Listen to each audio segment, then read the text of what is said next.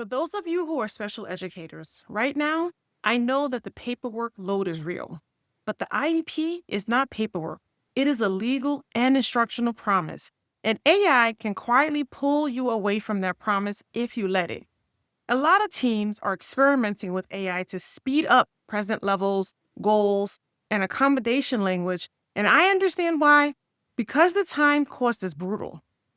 The risk is that AI makes the document sound coherent even when the plan is not coherent.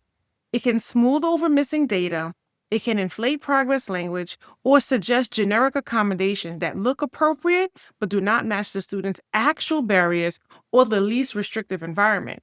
That is not just a compliance issue, it is an implementation issue because a polished IEP that is misaligned will fail the student in the classroom. Here is the stabilizing move. I need you to decide what AI is allowed to do in your process and what it is never allowed to do. AI can help you organize and summarize what you already have. AI should not originate goals, service minutes, eligibility rationale, or any statement that implies evaluation you did not actually conduct. You have to keep the student record and professional judgment as the source of truth.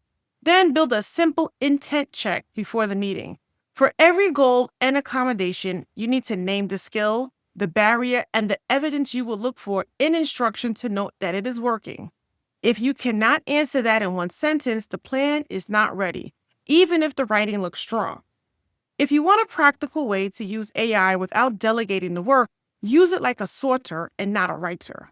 With a prompt like this, using only the notes I paste below, draft a structured summary of present level by domain, list the missing data questions, and flag any statements that sound like conclusions without evidence. That produces a cleaner working draft and a to-do list and not a decision. The trade-off is that you still have to review for privacy, accuracy, and tone because you own that document. But when you use AI to surface gaps and structure what you already know, you protect the intent of the IEP, you reduce cognitive load, and you keep the student's independence and dignity as the center of the plan.